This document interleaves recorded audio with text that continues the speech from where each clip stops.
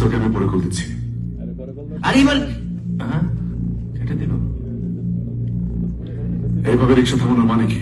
মানে তো আছেই, সেদিন ওর গা থেকে ওনা রেখে দিয়েছিলাম বলে আজকে ওর বডিগার্ড হয়ে আসছিস। ওর তো বডিই থাকবে না, গার্ড দিয়ে কি হবে?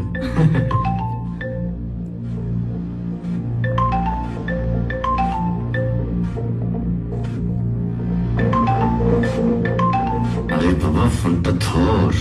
তোর ফোনটা তো বড় ডিস্টার্ব।